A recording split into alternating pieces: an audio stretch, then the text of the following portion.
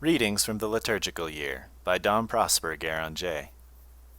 August 18th, fourth day within the Octave of the Assumption.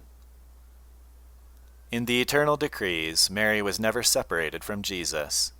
Together with him, she was the type of all created beauty. When the Almighty Father prepared the heavens and the earth, his Son, who is his wisdom, played before him in his future humanity as the first exemplar, as measure and number, as starting point, center, and summit of the work undertaken by the Spirit of love. But at the same time, the predestined Mother, the woman chosen to give to the Son of God from her own flesh his quality of Son of Man, appeared among mere creatures as the term of all excellence in the various orders of nature, of grace, and of glory. We need not then be astonished at the Church putting on Mary's lips the words first uttered by eternal wisdom. From the beginning, and before the world, was I created. The divine ideal was realized in her whole being, even in her body. To form out of nothing a reflection of the divine perfections is the purpose of creation, and the law even of matter. Now, next to the face of the most beautiful of the sons of men, nothing on earth so well expressed God as the Virgin's countenance. Saint Denis is said to have exclaimed on seeing Our Lady for the first time, "Had not faith revealed to me thy Son, I should have taken thee for God." Whether or not it be authentic to place these words in his mouth, this cry of the heart expresses the feeling of the ancients. We shall be the less surprised at this if we remember that no son ever resembled his mother as Jesus did. It was the law of nature doubled in him, since he had no earthly father. It is now the delight of the angels to behold in the glorified bodies of Jesus and Mary new aspects of eternal beauty, which their own immaterial substances could not reflect. Now the unspeakable perfection of Mary's body sprang from the union of that body with the most perfect soul that ever was, excepting, of course, the soul of our Lord her Son.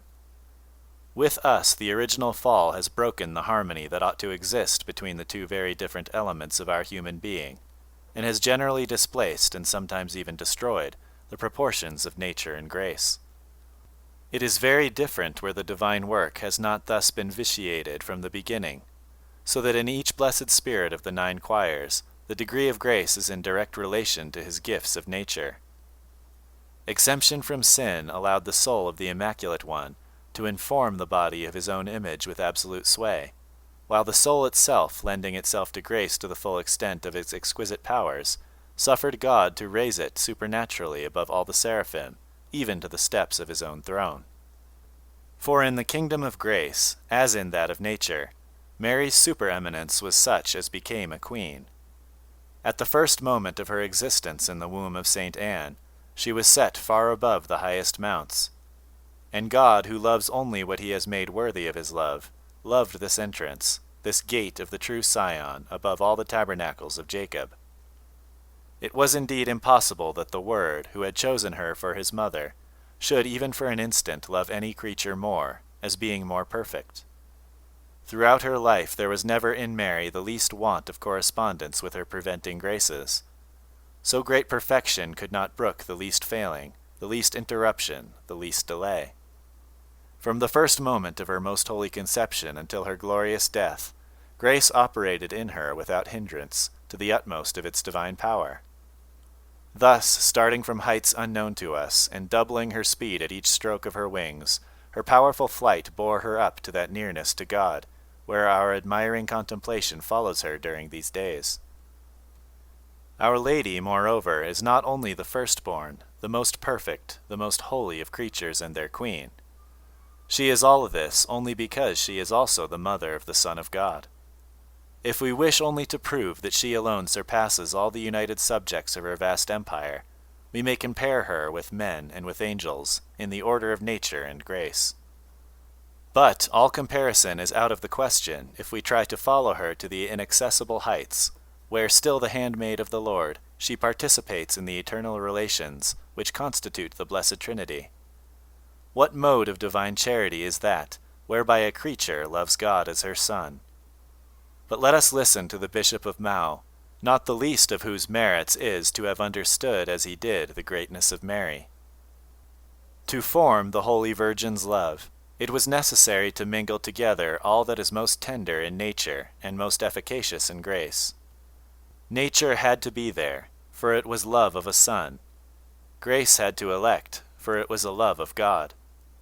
But what is beyond our imagination is, that nature and grace were insufficient. For it is not in nature to have God for a Son. And grace, at least ordinary grace, cannot love a Son as God. We must therefore rise higher. Suffer me, O Christians, to raise my thoughts today beyond nature and grace, and to seek the source of this love in the very bosom of the Eternal Father. The divine Son, of whom Mary is mother, belongs to her and to God. She is united with God the Father by becoming the mother of his only begotten Son, who is common to her and to the Eternal Father by the manner of his conception.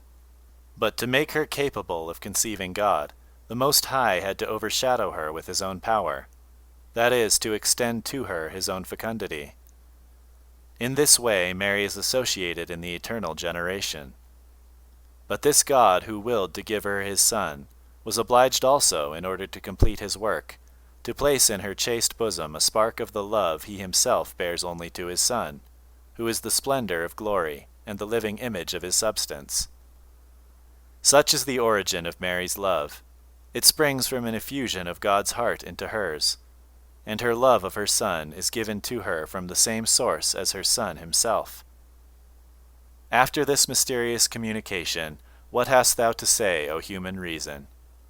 Canst thou pretend to understand the union of Mary with Jesus Christ? It has in it something of that perfect unity which exists between the Father and the Son.